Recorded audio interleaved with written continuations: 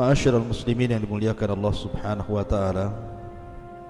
Alhamdulillah di pagi hari ini kita bisa duduk kembali untuk bertalabul ilmi lewat media Jabal Uhud Al-Islami. Dan pembahasan di pagi hari ini kita akan menyingkap di balik laut mati yang konon terkubur jasad-jasad kaum Sodom.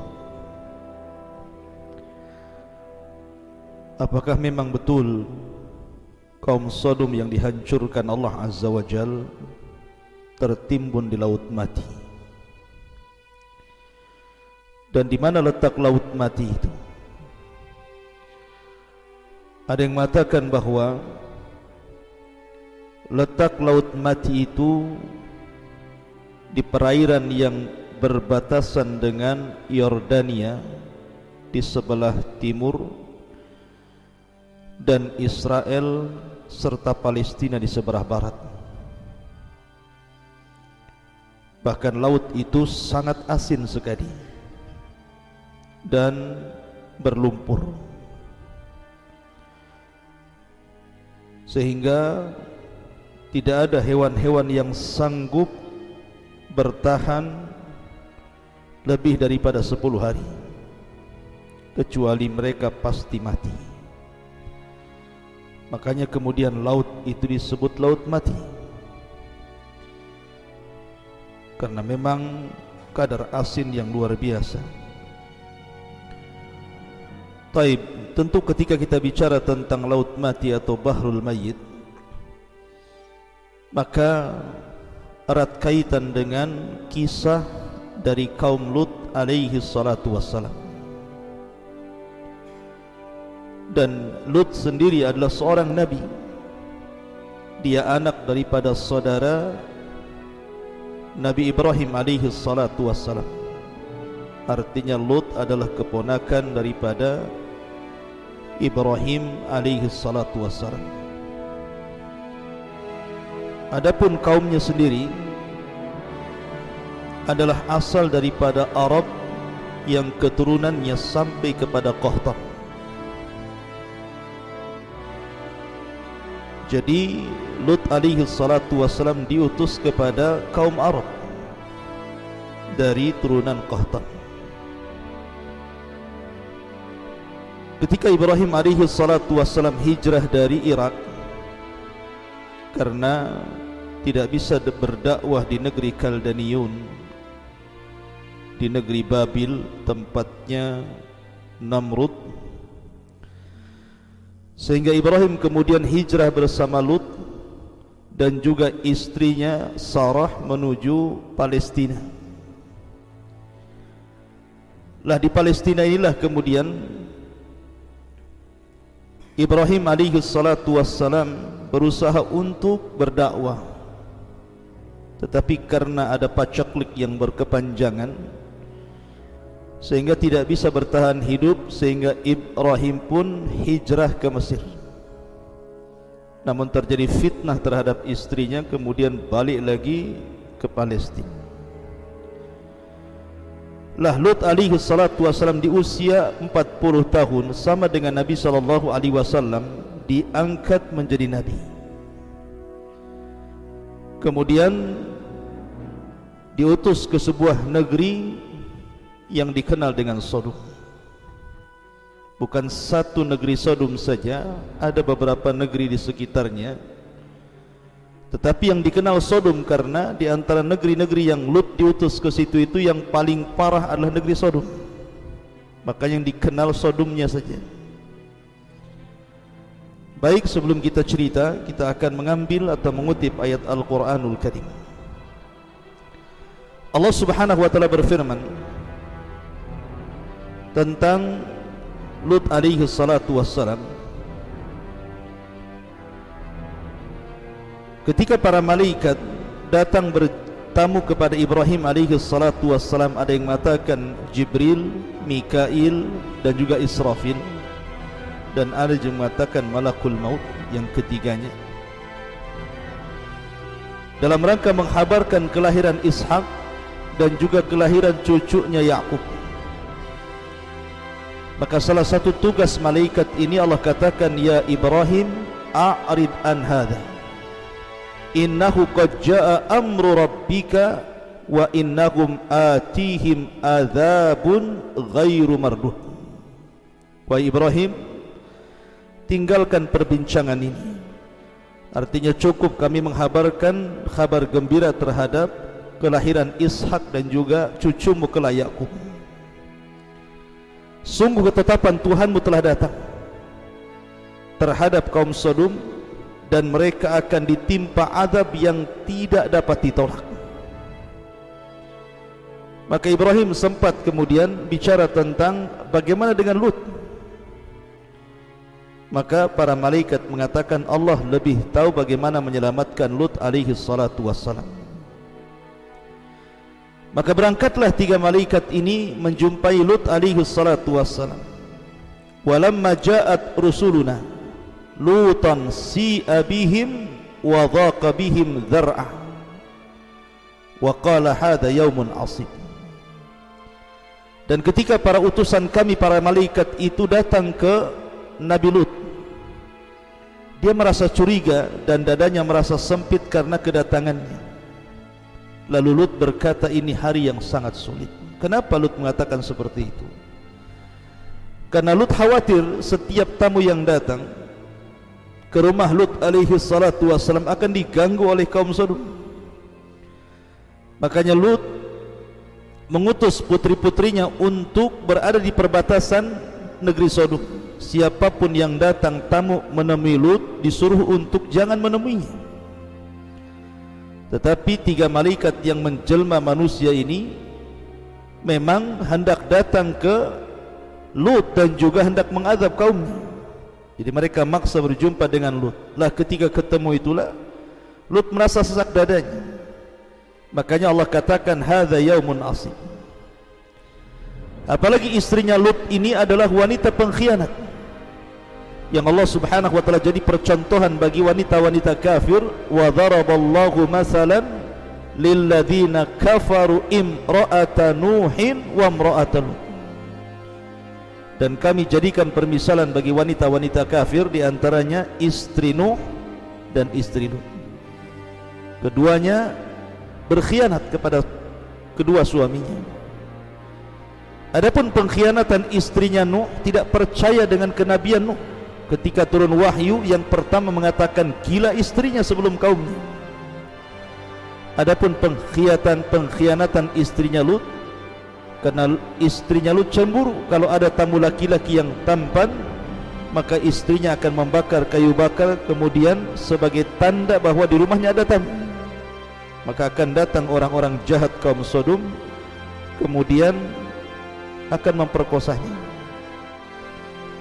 Makanya kemudian di sini dijelaskan waja'ahu qaumuhu yuhra'una ilaihi wa min qablu kanu ya'maluna sayyi'at. Dan kaumnya segera datang kepadanya ketika tahu bahwa di rumah Lut itu ada tamu, maka mereka segera datang karena ada tanda yang diberikan istrinya itu. Dan sejak dulu mereka selalu melakukan perbuatan keji. Maka Lut mengatakan, qala ya qaumi haula'i banati hunna adharu lakum fattaqullah wala tuhzun fi dhaifi alaysa minkum rajulun rasyid.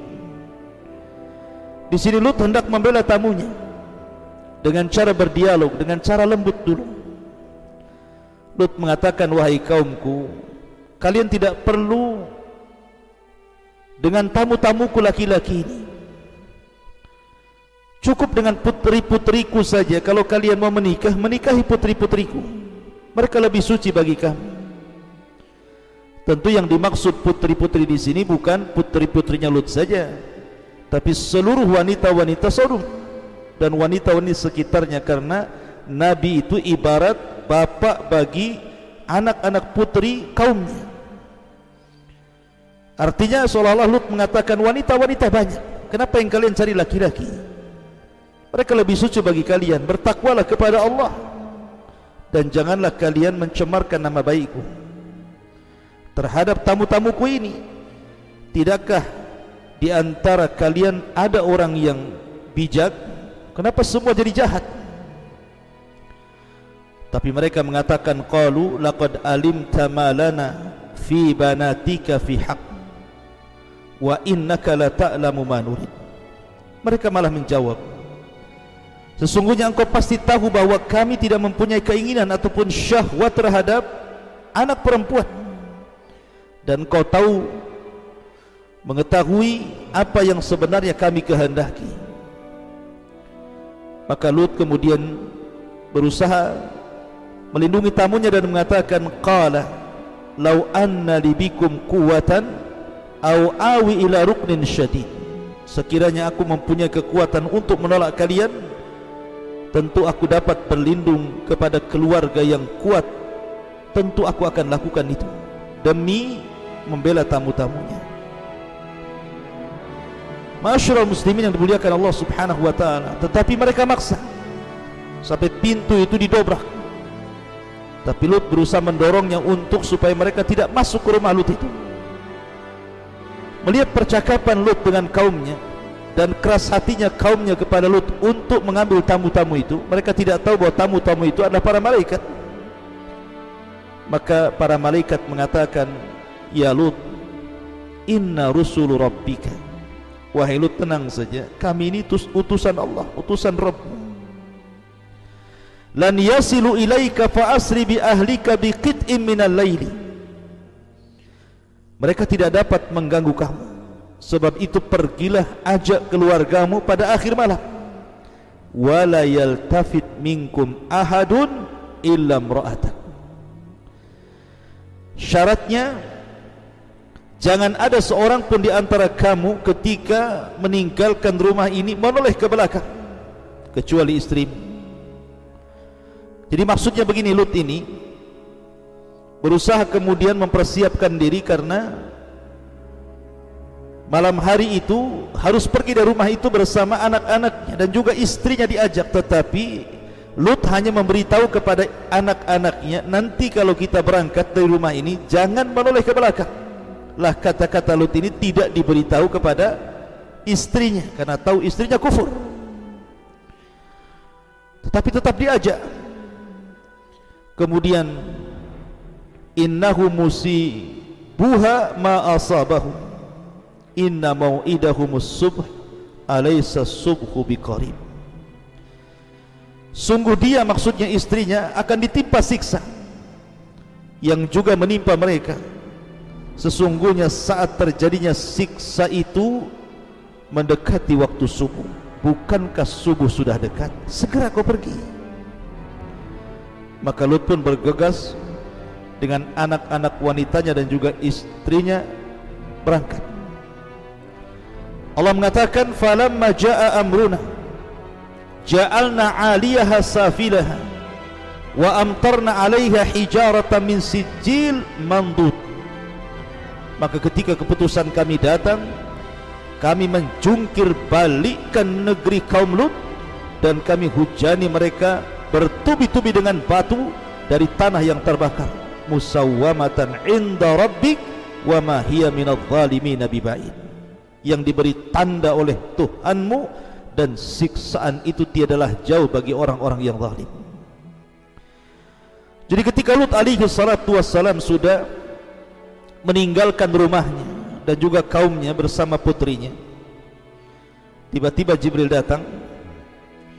Pertama azab yang diberikan kaum Lut adalah tiba-tiba Jibril kemudian merubah wujudnya, kemudian mengepas sayapnya satu kali sehingga orang-orang yang di sekitar Lut, orang-orang jahat itu, semua matanya keluar dari tempatnya. Dan ini hanya khusus orang-orang yang mengepung rumah Lut itu saja. Kemudian setelah itu dia menancapkan sayapnya, ditancapkannya dalam-dalam. Kemudian diangkatlah negeri Sodom dan negeri-negeri yang akhlaknya sama dengan Sodom ke langit. Kemudian mereka dihujani dengan batu meteor sehingga mereka mati sebelum mereka dihempaskan ke bumi. Kemudian setelah itu dibaliklah kota Sodom itu, kemudian dihampaskan ke bumi. Saking dahsyatnya akhirnya cekunglah bumi, dan jasad-jasad kaum Sodom dibalik itu kemudian akhirnya menjadi sebuah danau yang orang-orang menyebutnya Bahrul Mayyit. Di sini cerita dimulai, akhirnya menjadi laut mati. Ma'asyiral muslimin yang dimuliakan Allah Subhanahu wa taala, apa sebenarnya dosa kaum Lut itu? Kenapa sedemikian parah Allah Subhanahu wa taala mengadab mereka? Bahkan tidak ada kaum yang dicela seperti kaum Lut di dalam Al-Quran, secela-celanya dengan berbagai macam celaan dari Allah Subhanahu wa taala. Pertama, kaum Lut itu mereka adalah seorang musyrik, mereka menyembah berhala, dan Lut berusaha untuk mengembalikan mereka ke dalam tauhid, tetapi mereka enggan. Dari segi akidah mereka rusak. Kemudian yang kedua, kaum Lut ini juga dari segi akhlak, mereka sangat buruk sekali, karena mereka qad atar rijala bi syahwatin fahishatin kama ya'tin nisa. Mereka suka laki-laki dengan syahwat yang sangat buruk sekali. Artinya mereka juga suka dengan perempuan, tetapi mereka lebih suka dengan laki-laki. Dan inilah pencetus pertama sejarah LGBT. Sejarah LGBT pertama itu dilakukan oleh kaum Lut, kaum Sodom. Mereka lah yang memulakan perbuatan keji. Kemudian yang ketiga, mereka suka berjudi dan suka mencela sebagian lain dengan sebagian yang lainnya, dan mereka tasyabbuhur rijal fi asril asir bin nisa. Mereka juga tasyabbuh, dandanan mereka seolah-olah laki-laki seperti perempuan. Kemudian juga mereka quta'ut turq, suka mencuri, merampok, garong, dan mereka tidak punya akhlak dalam majlis-majlis. Sampai maaf, ketika mereka kentut pun mereka akan kentut sembarangan. Akhlak mereka rusak, mulai dari akhlak kecil sampai akhlak besar. Terkadang mereka berzina di depan mata, tidak malu. Karena kerusakan yang luar biasa inilah kenapa Allah Subhanahu wa taala azab seazab-azabnya kaum Lut, sampai-sampai kemudian Allah abadikan dalam Al-Quran, di banyak surat dalam Al-Quran tentang kaum Lut ini. Ma'asyiral muslimin yang dimuliakan Allah Subhanahu wa taala, terjadi silang pendapat sebenarnya tempat diazabnya Lut itu di mana? Ada yang mengatakan bahwa Sodom, kota yang Lut diutus untuk berdakwah itu, adalah terletak di mantiqatil bahril mayyit, berdekatan dengan laut mati. Laut mati yang saya katakan tadi terlingkup di antara Urdun dan juga Israel dan Palestina, tengah-tengahnya. Lah Lut alaihi salatu wassalam ini, ketika datang para malaikat, memang tidak ada Al-Quran ataupun hadis yang menjelaskan tentang yang datang untuk mengadab kaum Lut itu malaikat Jibril, tidak ada. Tetapi ada perkataan para tabi'in bahwa dijelaskan yang datang itu adalah malaikat Jibril, sebagaimana yang saya ceritakan di awal tadi, mengadab seazab-azabnya, sampai-sampai tidak ada azab yang Allah berikan melebihi azabnya kaum Lut yang luar biasa. Sampai-sampai dijadikan istidlal, dalil oleh Ali bin Abi Thalib bahwa perbuatan kaum Lut kalau terjadi dan dilakukan, maka sebagai hukumannya dia dirajam sampai mati. apakah dia sudah menikah atau belum menikah. Tetapi kata Ali radhiyallahu an, bukan hanya dirajam, tetapi dibawa ke tempat yang paling tinggi, kemudian dilempar dari atas. Kalau tidak mati maka dilempari batu sampai mati. Sebegitulah Ali radhiyallahu an menghukumi orang-orang yang melakukan hukuman perbuatan kaum Lut, iyadzan billah. Ma'asyiral muslimin yang dimuliakan Allah Subhanahu wa taala. Tetapi apakah kemudian Laut Mati itu yang sekarang ma'ruf berada di perbatasan Yordania sebelah timur dan Israel dan Palestina sebelah baratnya, dan sangat asin dan berlumpur kaya mineral. Memang laut itu indah sebenarnya, tapi masalahnya banyak orang-orang yang datang ke laut itu hanya untuk mandi lumpur, kononnya untuk kesehatan. Padahal Nabi SAW sudah melarang. Tidak boleh seseorang itu mendatangi tempat-tempat yang diazab. Nabi SAW bersabda, la tadkhulu ala haula'il mu'adzabin illa an takunu bakin.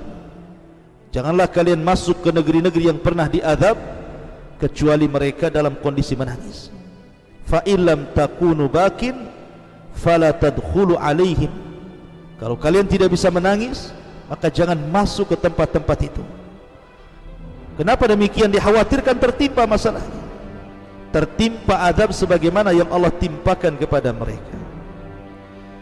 Sekali lagi, bahwa apakah memang di Laut Mati tempat jasad-jasad kaum Sodom yang diazab oleh Allah Subhanahu wa taala? Allahu a'lam. Allahu a'lam, kita tidak tahu. Tetapi itu yang banyak dibicarakan oleh para ulama. Karena bagaimanapun Quran tidak menyebutkan Laut Mati, hanya menyebutkan azabnya saja. Bagaimana Allah Subhanahu wa taala mengazab kaum Lut karena mereka membantah nabinya, mereka melakukan kesyirikan dan banyak kerusakan.